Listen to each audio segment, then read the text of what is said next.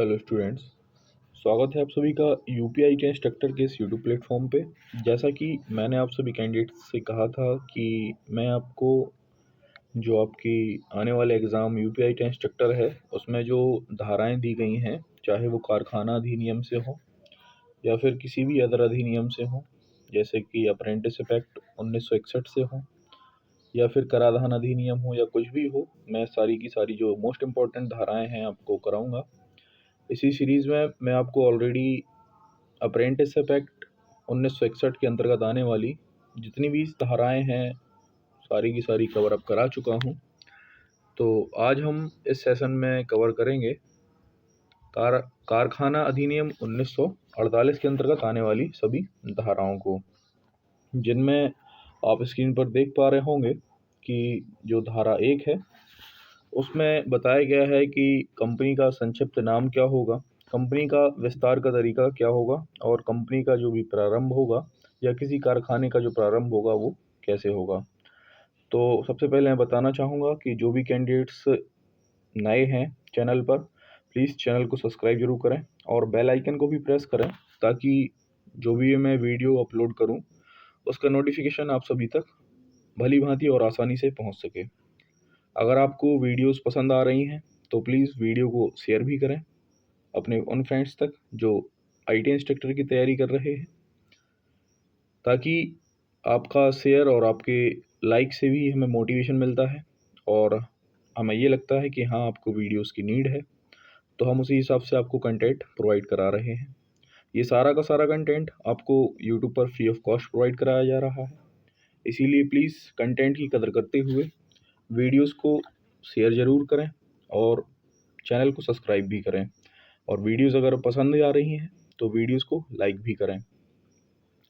तो समय को ज़्यादा बर्बाद ना करते हुए हम अपना जो धाराएं हैं वो शुरू करते हैं। पहली धारा की हमने बात कर ली है, अब बात करते हैं धारा 2 की। तो देखिए धारा 2 के अंदर जो है वो व्याख्या के बारे में बताया गया है कि किसी कारखाने में जो चीज़ें हैं वो कैसे व्याख्या करी जाएगी। जैसे कि व्याख्या के अंदर हम बात करें तो इसमें वयस्क की उम्र के बारे में कि अगर वह अपने 18वें वर्ष को पूरा कर लेता है तो उसे हम वयस्क की जो है उपाधि देंगे। किशोर के बारे में बताया गया है, यानी कि जो आपने चीज़ें पढ़ी हैं कि बालक किसे कहते हैं, किशोर किसे कहते हैं, ये सारी की सारी चीज़ें इसमें धारा 2 में बताई गई हैं। नेक्स्ट अगर हम बात करें धारा 3 की, तो धारा 3 के अंतर्गत दिन के समय के संदर्भ में बताया गया है कि इसके संदर्भ में 5.5 घंटे, जैसे आगे ग्रीनविच मीन टाइम जैसे जो है भारत में चलता है, तो इसी समय के अनुसार देखते हुए जो कारखानों में काम करने वाले कर्मचारी हैं उनके वर्किंग आवर्स को सेट किया गया है। जैसे मान लीजिए कोई किसी कंपनी है, कोई टाटा ही कंपनी है, अब वो भारत में भी कार्य कर रही है और विदेशों में भी कार्य कर रही है, तो उन्हीं के अनुसार जो है टाइम को सेट किया गया है। नेक्स्ट है धारा 4। तो देखिए अगर धारा 4 की बात करें तो एक भी कारखाना होने के लिए अलग अलग कारखानों या 2 या अधिक कारखाना होने के लिए विभिन्न विभागों की घोषणा करने के लिए जो पावर होगी उसके बारे में यहाँ चर्चा की गई है। जैसे कि कोई राज्य सरकार अगर किसी कारखाने को एक ही कारखाना में कन्वर्ट करना चाहती है तो ये राज्य सरकार को अथॉरिटी दी गई है इसमें, तो इसके बारे में बताया गया है। इसमें आप कारखानों को अलग भी कर सकते हैं और कारखानों को जोड़ भी सकते हैं। नेक्स्ट है धारा नंबर 5। देखिए इसमें बताया गया है सार्वजनिक आपातकाल के दौरान मुक्त करने के लिए बिजली, यानी कि अगर कोई सार्वजनिक आपातकाल की कंडीशन आती है तो इसमें आप जो है बिजली मुफ्त में प्रोवाइड कराएंगे किसी भी कंडीशन में। धारा 6 नेक्स्ट है। देखिए धारा 6 में बताया गया है अनुमोदन, लाइसेंस और कारखानों के पंजीकरण के बारे में कि किसी भी कारखाने का जो लाइसेंस है वो कैसे प्रोवाइड कराया जाएगा, और अगर आप किसी नए कारखाने का पंजीकरण कराना चाहते हैं तो इसे कैसे पंजीकरण कराना होगा। राज्य सरकार इस पर नियम बनाती है। मुख्य निरीक्षक या राज्य सरकार को कारखानों के किसी भी वर्ग या विवरण की योजनाओं को प्रस्तुत करने के लिए प्रयोजनों के लिए आवश्यकता होती है। अगर हम नेक्स्ट धारा की बात करें तो नेक्स्ट धारा है हमारी धारा नंबर 7। धारा 7 में ठेकेदारों द्वारा नोटिस की बात की गई है। ठेकेदार कम से कम 15 दिनों से पहले वह एक लिखित सूचना पर कब्जा या उपयोग एक कारखाने के रूप में किसी भी परिसर या मुख्य निरीक्षक को भेजने के लिए देंगे। उसमें उसका नाम, कारखाने की स्थिति तथा ठेकेदार का नाम और उसका पता सम्मिलित होगा। धारा 7 में ठेकेदारों के सामान्य कर्तव्यों के बारे में वर्णन किया गया है। देखिए, धारा 7 को 2 पार्ट्स में डिवाइड किया गया है, धारा का और धारा खा।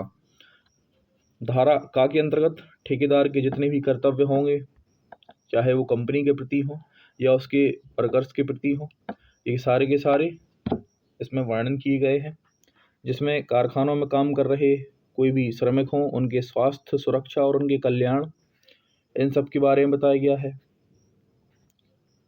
और जो भी ठेकेदार होंगे, तो अगर वो ठेकेदार हैं तो उनके जो भी औजार होंगे, उनके भंडारण, उनकी लेखा जोखा, उनकी रख रखाव, उनके उपयोग, उनकी सुरक्षा इत्यादि के बारे में इसमें बताया गया है।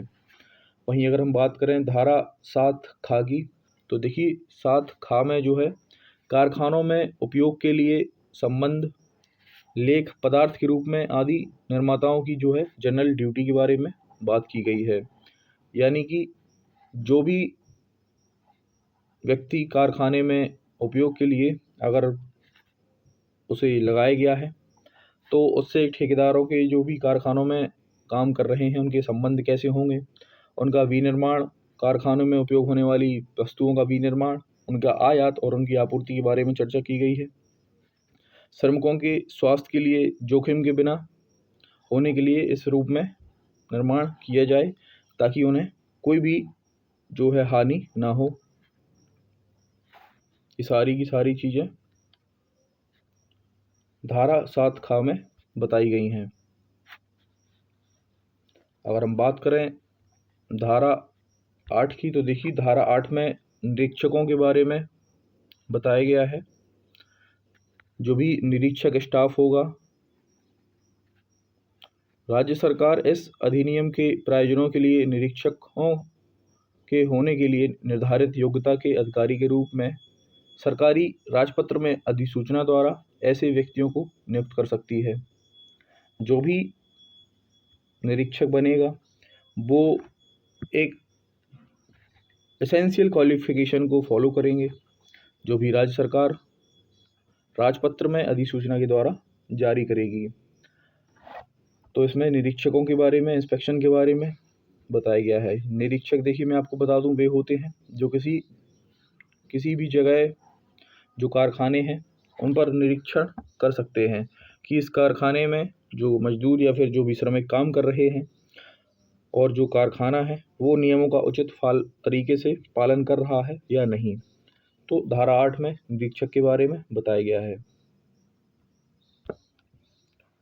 धारा अगर 9 की बात करें तो देखिए धारा 8 में हमने देखा कि उसमें वहाँ निरीक्षक के बारे में बताया गया। तो अभी धारा 9 की अगर हम बात करें तो धारा 9 में निरीक्षक की शक्तियों का वर्णन किया गया है कि निरीक्षक के पास किस प्रकार की शक्तियाँ होंगी, यानी कि पावर्स जो है निरीक्षकों की, उसके बारे में बताया गया है। ये ऐसे सहायक जो कि सरकार की सेवा या किसी भी स्थानीय या अन्य लोक प्राधिकरण में व्यक्ति होने के साथ दर्ज हैं, ये अपनी शक्तियों का प्रयोग कर सकते हैं। जो किसी भी जगह फिट या जो सोचते हैं कि गवर्नमेंट किसी कारखाने में होने वाली जो कार्यविधि है उस पर रोक लगा सकती है। तो इसमें निरीक्षक की शक्तियों का वर्णन है। धारा 10 की अगर हम बात करें तो देखिए धारा 10 में सृजन प्रमाण पत्र के बारे में बताया गया है। कोई भी राज्य सरकार ऐसे स्थानीय सीमाओं के भीतर इस अधिनियम के प्रायोजन के लिए इस तरह के कारखाने या वर्ग क्रमशः उन्हें जो नियत कर सकते हैं के रूप में कारखानों के विवरण के लिए सर्जनों को प्रमाणित करने के लिए योग्य चिकित्सा और चिकित्सकों के लिए नियुक्त कर सकती है। यानी कि जो भी कारखाना होगा वहाँ पे जो भी चिकित्सक होंगे या जो सर्जन होंगे वो उन्हें गवर्नमेंट या राज्य सरकार नियुक्त करेगी। धारा 11 में जो है सफाई के बारे में बताया गया है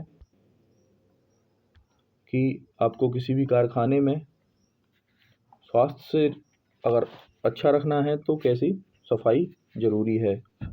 देखिए, ये जो स्वास्थ्य है अध्याय 3 के अंतर्गत आता है। इसमें जो पहला पॉइंट है वो है सफाई।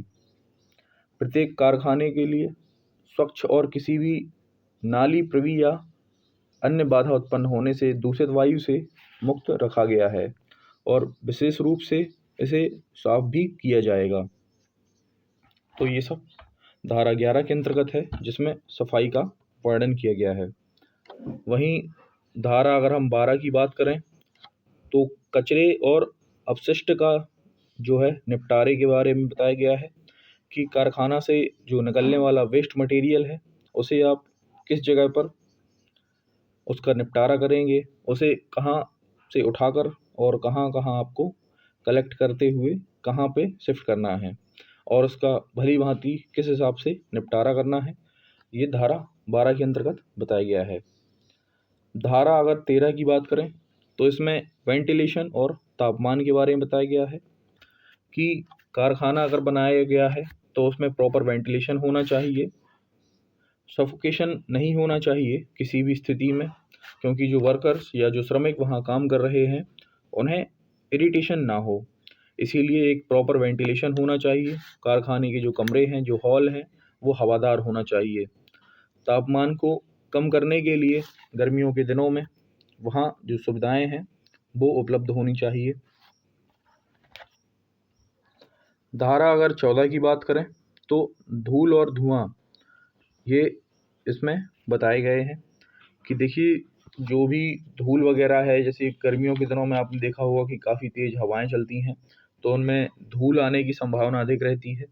तो ऐसी स्थिति में कारखानों के इस हिसाब से डिज़ाइन करना चाहिए कि उनमें धूल वगैरह ना आ पाए, और अगर आसपास कहीं धुआं भी उत्पन्न हो रहा है तो वो धुआं जो है वो कारखाने के अंतर्गत ना आए और उसको बाहर निकालने के लिए कुछ ना कुछ अच्छी जैसे प्रेसिपिटेटर्स या कुछ हीटर्स हुए या फिर जो चिमनीज हुई वो कारखाने में उपलब्ध होनी चाहिए।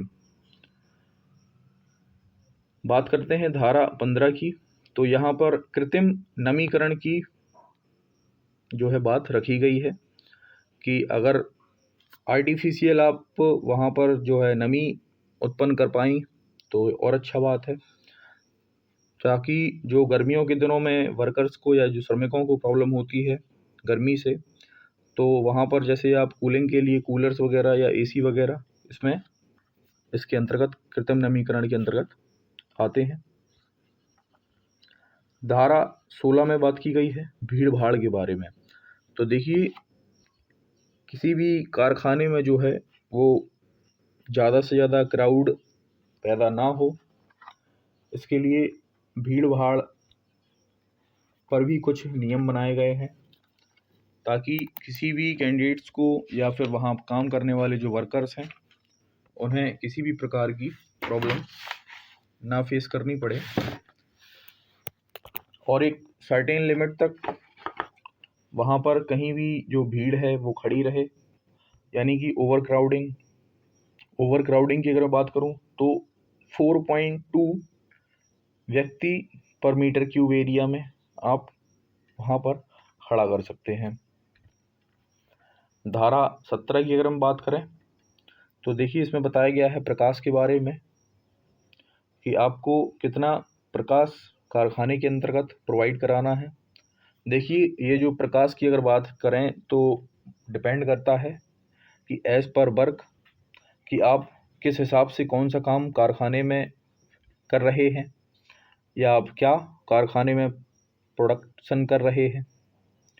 तो ये सारी की सारी चीज़ें हैं जो प्रकाश से रिलेटेड हैं, वो धारा 17 में बताई गई हैं। धारा 18 की अगर हम बात करें तो धारा 18 में पीने के पानी के बारे में बताया गया है। देखिए, एक व्यक्ति को अगर हम बात करें, अगर वो एम्प्लॉई है किसी कारखाने का, तो उसे 5 लीटर प्रति व्यक्ति यानी कि प्रति एम्प्लॉई वाटर डिसाइड किया गया है। लेकिन अगर हम बात करें गर्मियों के दिनों की, जो कि 15 अप्रैल से 15 सितंबर तक के बीच में कंसिडर होती है, वहाँ पर चिल्ड वाटर की जो है व्यवस्था करने के लिए कहा गया है हर कारखाने को, और ये मैंडेटरी भी है कि इन दिनों में 15 अप्रैल से लेकर 15 सितंबर तक भले आपकी गर्मी हो, अदरवाइज़ ना हो, या कम हो या ज़्यादा हो, आपको चिल्ड वाटर की व्यवस्था करनी हुई होगी, और जिसमें आपकी ड्रिंकिंग वाटर की कैपेसिटी होगी 5 लीटर पर एम्प्लॉई। तो आपको इतना जो वाटर है आपको प्रोवाइड कराना पड़ेगा। अब बात करते हैं धारा 19 की। तो देखिए, धारा 19 में शौचालय और मूत्रालयों के बारे में बताया गया है कि कितने व्यक्तियों पर कितने जो शौचालय हैं वो होना चाहिए, और कितनी जो टॉयलेट्स हैं या जो यूरिन पॉट्स हैं वो होना चाहिए।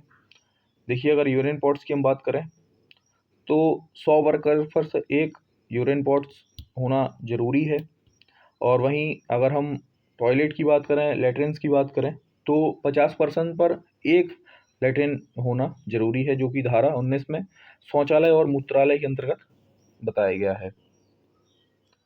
पीकदान यानी कि जो हमारे गुटखा पसंद वाले लोग हैं, रजनीगंधा, विमल, पान मसाला, है ना, जो अक्षय कुमार और अजय देवगन के बड़े बड़े फ़ैन हैं, उनके लिए भी कुछ प्रावधान हैं धारा 20 में, जहाँ पर पीकदान की व्यवस्था के बारे में बताया गया है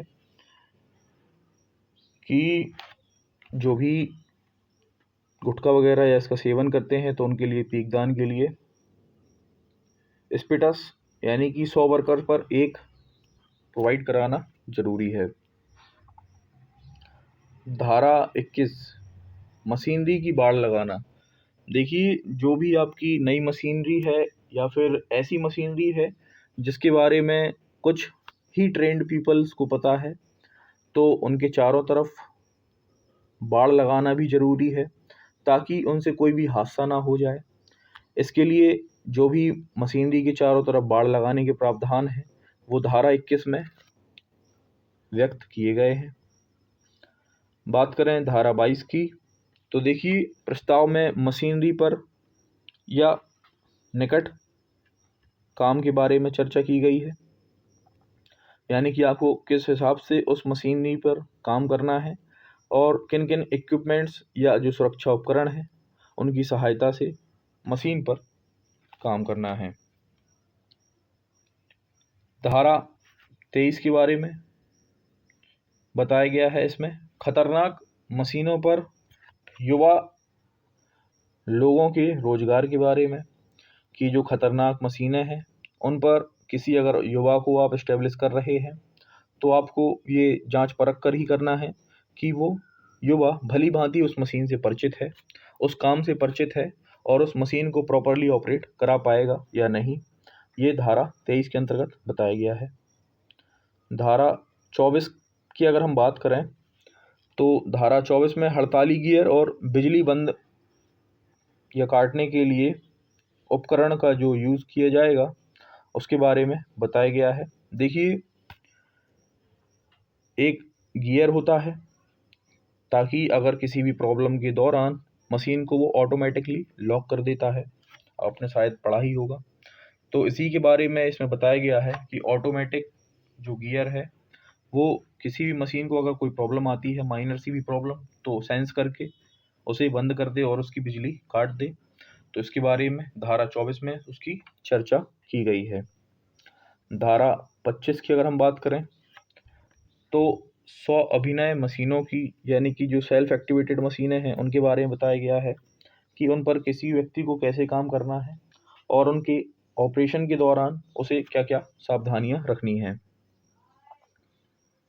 धारा 26 की अगर हम बात करें तो धारा 26 में बताया गया है नई मशीनरी का आवरण, कि अब जो नई भी मशीन आएगी तो उसका जो कवर होगा वो आपको उसको नई मशीन को बाहरी क्षति, बाहरी आघात से बचाने के लिए उसको कवर अप करके रखना है, ताकि उस पर कोई भी ऐसा जो है चीज़ ना आए जो कि उसको हार्म कर सके और मशीन अपनी सुरक्षित रहे। ये चीज़ें धारा 26 के अंतर्गत बताई गई हैं। देखिए धारा 27 में थोड़ा जल्दी में टाइपिंग गलत हो गई है तो प्लीज़ माइंड मत करिएगा। इसमें टाइप हो गया है कपास सलामी बल्लेबाजों के पास। तो देखिए यहाँ सलामी बल्लेबाजों के पास नहीं है, यानी कि यहाँ पर ये लिखना था कि कपास से संबंधित जो भी या रेसों से संबंधित जो भी काम हो रहे हैं उसके पास महिलाओं और बच्चों का जो नियोजन है वहाँ पर रोक लगाई जाए, ताकि उनसे होने वाली जो महीन और बारीकी जो धूल और उसके कण होते हैं वो बच्चों की श्वास नली से होते हुए उनके फेफड़ों को नुकसान ना पहुँचाएं। ये सब बातें हैं जो धारा 27 में व्यक्त की गई हैं। वहीं धारा 28 की हम बात करें तो लहरा और लिफ्टों के बारे में बताया गया है कि जो भी चीज़ें हैं, जो भी क्रेन्स हैं, जो भी लिफ्ट्स हैं या होइस्ट हैं, अगर वहाँ कारखाने में यूज़ हो रही हैं तो उनको किस वे में, प्रॉपरली वे में हमें यूज़ करना है और उनका प्रतिदिन कितनी बार निरीक्षण करना है, ताकि उन पर काम करते समय कोई भी हादसा ना हो जाए। तो आज हम कारखाना अधिनियम 1948 इस वीडियो में देख रहे हैं। तो वीडियो काफ़ी लंबा हो रहा है और ये चीज़ें थोड़ी इंटरेस्टिंग भी नहीं है, तो मैं आज कोशिश करूँगा कि आपको सिर्फ इतनी ही धाराएं पढ़ाऊँ। इसका ये पार्ट 1 वीडियो होगा। पार्ट 2 वीडियो मैं जल्द ही लेकर आऊँगा। हो सकता है मैं आपको कल पार्ट 2 वीडियो प्रोवाइड कराऊँ, जिसमें मैं आपको बची हुई शेष जो इम्पोर्टेंट धाराएं हैं वो कवर अप कराऊँगा। तो आज की वीडियो में फ़िलहाल इतना ही। अगर आपको वीडियो पसंद आ रहा है तो प्लीज़ वीडियो को लाइक करें और चैनल को सब्सक्राइब ज़रूर करें। जो भी कैंडिडेट्स नए हैं वो बेल आइकन को भी प्रेस करें और दूसरों तक इन वीडियोस को शेयर भी करें, ताकि जो भी IT इंस्ट्रक्टर या एम्प्लॉयबिलिटी स्किल या जो भी श्रम कल्याण विधान से रिलेटेड सब्जेक्ट की तैयारी कर रहे हैं या जिनके एग्ज़ाम में श्रम कल्याण विधान आना है तो वो भी इन चीज़ों का लाभ उठा सकें। तो चैनल के साथ बने रहें, चैनल के साथ यूं ही अपना कोलैबोरेशन भी बनाए रहें। आपकी एक लाइक, आपके जो सब्सक्राइब हैं वो हमारे लिए मोटिवेशन की तरह काम करते हैं। तो प्लीज़ चैनल को सपोर्ट करें। Thank you so much. Good day. जय हिंद।